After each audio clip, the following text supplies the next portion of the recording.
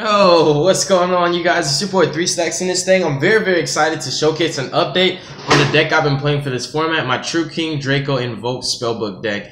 I modified my main deck and my side deck, checked it out, and this is my first deck. It's my first place deck profile yet again. And basically, the main deck has incorporated things that I really wanted to main deck in the first place, but I couldn't find space. What I actually did, since the 6th is right around the corner, was I actually took out my set rotations and the Oracle of Zephyr, seeing as, you know, I could enjoy them for a couple more days, but realistically, I needed to get myself used to not having that in the deck. So by taking those 4 cards out of my main deck, it gave me space to put 4 new cards, which actually helped me out a lot because they're what I wanted to play in the beginning anyways, but the set rotations were more important. But anyways, without further ado, we're not going to talk too much before we get into the deck profile. Let's just hop right into this main deck, and you'll see the spicy text that I'm trying out on the side as well. So, starting off with the monsters, we play 2 copies of Masterpiece. 2 is a perfect ratio for me. I wouldn't play 3, although when you're playing Dracos, basically if you draw Masterpiece or the continuous spell or trap, you're already 1 step away from getting to your Masterpiece. So drawing him isn't that bad. The problem is just drawing too many of him. And granted, every card you play at 3, you're not going to draw 2 of it, but at the offset chance that you could draw 2 Masterpiece, that's enough reason for me to just play him at 2. You don't really need to drop 3 a game. What you do is basically you're going to drop 1 at the right time, and more than likely he won't be able to be outed because you put the pressure on your opponent early on, and whatever resources they have to out problematic monsters, they'll be wasting that on your Invoke fusions. They'll be wasting that on other cards that you have at your disposal, and that's why it's smart to drop Masterpiece later on in the game. Sometimes it just depends, you know, if your opponent's wasted like 2 to 3 hand traps and they're down to 2 to 3 cards in hand, you can drop that Masterpiece under the assumption that even if they play Dark Hole, they have 2 cards left in hand to make plays, which more than likely they cannot. A Masterpiece is a very powerful boss monster. Depending on the matchup, you can basically make him practically invincible. I would say practically invincible. He's just really strong for a lot of reasons.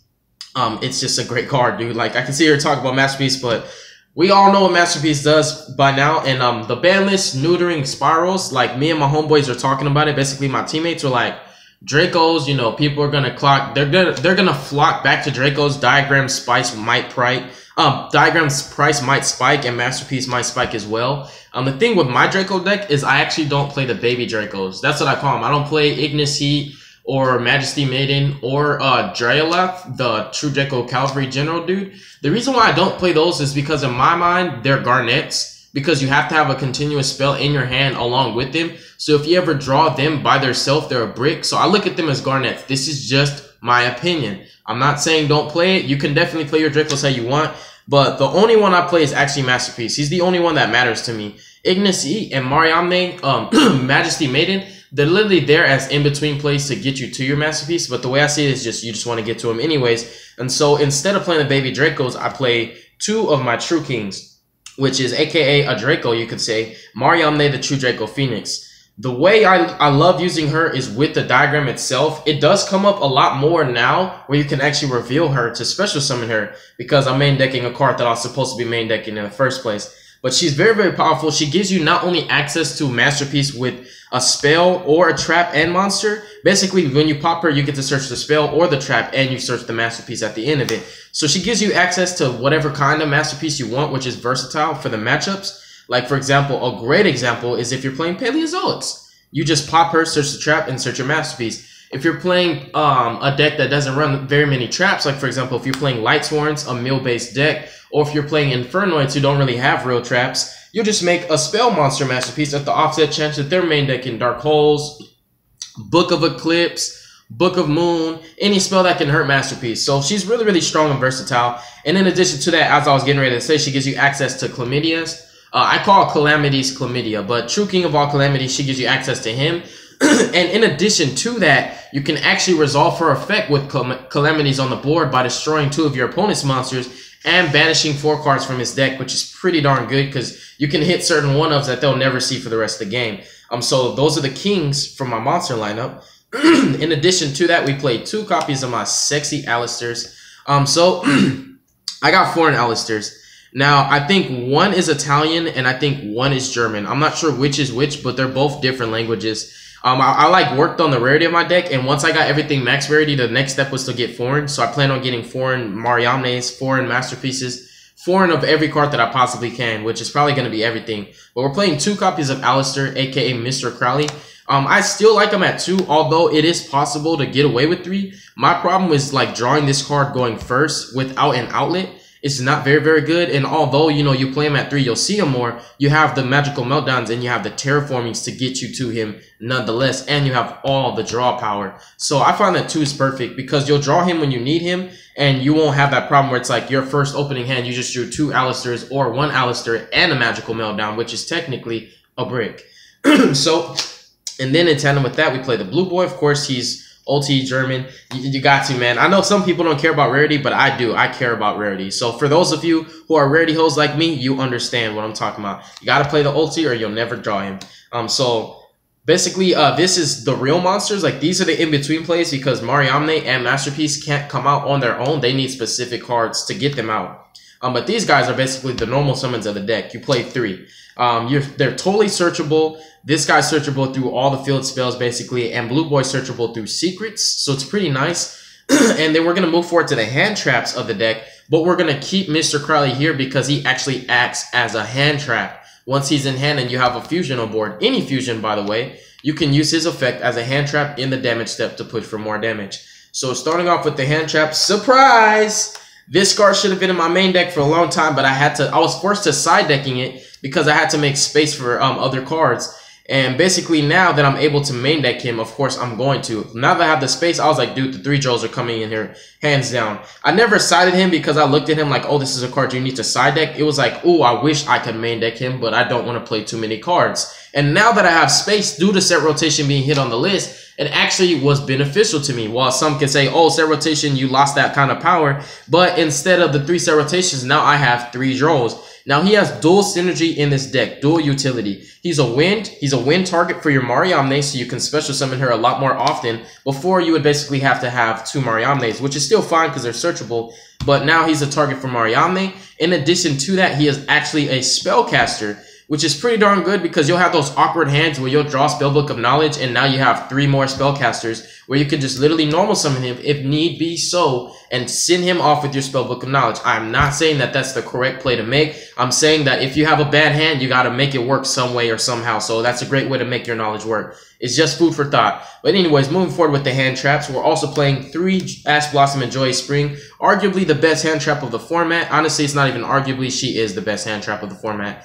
She's diversity. She is, you could say non-balanced. Some people say this is a not fair card, but I look at Ash as like one of the most fair cards ever because without her, certain decks would just walk all over you. You just wouldn't be able to stop them and it wouldn't be fair. It'd be totally one-sided, but she doesn't make the battle one-sided. She makes it fair for both players because everybody has access to Ash. It's a generic card, so it's not like there's a deck that can't play it, basically. So she's really, really powerful. The versatility of this card is insane. The amount of things that she can actually hit, it doesn't even make sense. Ash is just such a great hand trap. Certain hand traps can only hit certain things, but it's like Ash almost hits everything. She's retarded. And then we play the 3 sexy ogres. Ultis, baby. You gotta play ultis or you'll never draw them. So we play the 3 ghost ogres. Ghost ogres putting in a lot more work. And it's even more detrimental against spirals now because if you ogre their 1 drone, they're like done. They have to hard draw the what's it called? The big red, the little red card, because they can't normal summon quick fix and then normal summon drone unless they have double summon, and that means they have to have specific cards. And at that point, if they normal summon quick fix and then search, you're gonna let that search resolve, so they're more than likely gonna search like a different gear card. If they think you have ogre, which who's gonna guess that somebody has ogre, they'll search the big red. But if they don't have the big red, the next normal summon they do, which is gonna be drone, you just ogre the drone. But more than likely, you're always gonna ogre drone to stop them from getting to Helix. Because the problem when you wait to Helix, which I actually have to learn this the hard way, because I used to save my ogre for Helix. If you have a way to stop Helix, you need to stop it first before he gets there. But when you ogre the Helix, that problem now becomes they get to search Sleeper and you put the names in the grave for them to summon the Sleeper. And then that's a whole nother threat that you have to waste resources dealing with while you're still trying to make your own board. So ogring drone is a lot more important. And sometimes ogring agent, you don't really ever want to ogre quick fix because quick fix can search big red and it'll come back anyways and search another card. But if you can ogre drone, if not, just ogre the Helix. Just ogre the Helix. It's I'd rather deal with the Sleeper than deal with them linking with Master Plan and getting Sleeper anyways, plus extra advantage. So, Ogre's a correct card to play this format. And then, of course, the one Maxi. In technical terms, you play 11 hand traps. You could take out Alistair and say he's not a hand trap and just say we play 10, but I look at Alistair. Oh, so I'm sorry, you play 12 hand traps. You could look at him as not a hand trap, but he really is. He's a diverse hand trap because he's a hand trap that can be used in the damage step, which is very, very important because there's only certain cards that can be activated in the damage step. So you play the 10 hand traps and the 7 actual monsters to sum up the monster count. And then for spells, we play 3 copies of Double D's. Big titties for the combos, bro. Every time you see this card, you're getting so far ahead because you're getting to your Masterpiece. You're either making Masterpiece or you're making Calamities. Either way, you're making plays. And then you play 2 copies of the Hot Sauce because this card is freaking redunculous. And then we also play 3 copies of Optimus Prime. Now, I was actually debating with myself whether or not I keep the tech 1 of set rotation. I am still debating because set rotation is still worth playing. Although, yeah, you can't give your opponent a bad field spell, but the main point of set rotation to me wasn't to lock my opponent out. It was really just to have more field spells. It was to have more copies of the same exact card that's really important to me. So I might tech in 1 set rotation. Yes, it's an auto out to evenly match, so it'll act like that Saki Maxi at that point if you're still main decking it. And it'll give me 7 diagrams instead of 6. But I did take out all 3 and the Oracle for the 3 Drolls and then 1 Solemn Warning. Moving forward with the spells. And of course, yes, you have to play ulti terraformings or you'll never draw them. We play 2 copies of Secrets. Secrets is perfect in this deck at 2 as well as the 2 Knowledge. It's the perfect ratio. Most Yu-Gi-Oh players actually do this ratio because it doesn't brick. Well, it's the minimum. It's the bare minimum brick. You have 3 ways to get to your knowledge before you draw it. And if you draw your knowledge, you actually have like a lot of spellcasters. So even if you draw knowledge, sometimes you'll still be able to use it. Like if you draw knowledge with terraforming, knowledge with meltdown, knowledge with Alistair, knowledge with secrets, knowledge with Blue Boy, knowledge with Joel and Lockbird, you can still use it. So there's a lot of cards you can draw it in tandem with where it won't be a dead draw. And I play 1 Heritage and 1 Disciple Steel. The reason why most Draco players play 3 and 3, I think, is because they play the baby Dracos. And if you don't have diagram, you kind of have to hard draw into one of these and Majesty Maiden and or Ignis Heat, because that's the only way that they can summon them. But because I don't play baby Dracos, I don't have to worry about bricking so hard. Like, to me, I feel like pure Dracos, although they can run Demise and have all this draw power, they're so bricky because every hand is so situational. You can't just have 1 card. You have to have this card and another card and this card and another card. And it's like you waste a lot of your resources just trying to normal summon a monster, which it doesn't make sense to me. A normal summon shouldn't be that complicated. So that's just my opinion, though. I'm not talking down on Dracos. I'm not trying to open up the window to have an argument with anybody. It's just my opinion. Just like you're entitled to yours, I'm entitled to mine. And I main deck the 2 board wipes, the Dark Hole and the Raigeki, because going second sucks. And my deck is built for going second or first. I actually main deck 15 cards for going second, and then the rest of my deck is all for going first. I main deck the 10 hand traps, the 3 Ogre, the 3 Ash, the 3 Drolls, and the Maxi. I main deck the Dark Hole and the Raigeki, and I also main deck 3 evenly matched. So going second, losing a dice roll does not mean that I'm going to lose the game, which is something that's very important because it's kind of become a dice roll format where if you don't have hand traps, you're kind of going to lose. But with my deck, if I don't have hand traps, I can still have a board wipe or an evenly match, which I find that evenly matched was always worth main decking, and you guys know I was main decking. I don't know why people were side decking it. It steals a lot of game 1s that you never would have gotten. And game 1 meaning you can't side deck in game 1, so you have to work with what you have. So it's like a lot of game 1s where you'll realize if you're not main decking evenly matched, like you could have won that game if you had it. And then the 1 invocation, I think the invocation is German or Italian, I'm not sure. But anyways, it doesn't really matter to some people. But 1 invocation, I've always played 1, and I might just keep it at 1 because it's worked out so perfectly for me. I understand reasonings for why you should play more, but like I said, it worked out for me, and it's never not worked out for me. It's really good. And then moving forward to the traps, I'm main decking 3 evenly matched. This is an insane trap, and because set rotation is actually going to 1, this is going to become a lot more prevalent because the 1 card that was able to stop it is basically out of the picture. So now it's like people are going to have to play around this. And the problem with this being in fluctuation, not in fluctuation, with being in rotation with so many decks and being a basically standard 3 of, which is like a staple, is a lot of people might be scared that the other player has it in their hand. So they can, it's almost like playing under Maxi where you're like, well, I can't overcommit because he might evenly match. And then you might not have the evenly match. So then your opponent basically made this mediocre board scared that evenly match would be there. And it's not. So it's like, this card puts so much pressure on the player is what I'm saying. Like, it's such a great card. And because I main deck it, I have an edge over most players who side deck it. Because now I'm going to win more games than you ever could. it's just really, really broken, dude. It's like such a great card. And it's even better in my deck, I feel, because I don't need to commit a lot of cards to the board. I've never needed to commit a lot of cards to the board ever. I commit one card, which is going to be either Masterpiece or an Invoked Fusion. And if I have any face down, it's going to be a Strike, which will already be activated, or it'll be evenly matched if I control cards already. But basically, I think the most cards I'll ever control is 3, which would be a Field Spell, a Masterpiece, or an Invoked Fusion, and the face down. And because of that, like, my deck, it just doesn't, if I'm making sense, it doesn't have to commit so many resources. So evenly matched is more live in this deck than it would be in Pendulum Magicians, who have to have 2 scales at all times, perhaps a continuous spell and trap. And then like Spirals, Spirals have to commit so much to the board. ABCs could just have Buster and they could play evenly matched. So, you know, they could play this card very well. But my point is, my deck plays this card extremely well because we never commit too much to the board ever. We just play everything in even balanced ratio. It's just like one at a time. Masterpiece gets outed, all right, Mechaba. Mechaba gets outed, all right, another Masterpiece. Masterpiece gets outed, all right, another Mechaba. All right, let's go for Raijin. It's just one at a time. I slowly distribute boss monsters and see if my opponent can out them, and if not, they lose. So I love evenly matched in the main so much. And then we play 3 strikes. You gotta play ultis or you'll never draw. And then the 1 warning, the sexy ulti brigade. I'm so mad at myself for not playing warning because there's so many cards that warning stops that no other card can actually stop. Like warning hits slumber, warning hits, oh my god, like so much, dude. It's just retarded. It doesn't even make sense. Like warning is just retarded. It's so freaking broken. Like, oh my god, warning just, it doesn't make sense why I wasn't playing it. And then 1 return and 2 True Draco Apocalypse to sum up the main deck. Yes, you can play 3 of this card, but I explained myself earlier about certain Draco cards. This is a brick to me. This is a Garnet. If I draw this alone by itself, although, yeah, I'm 1 step closer to Masterpiece, this by itself does nothing.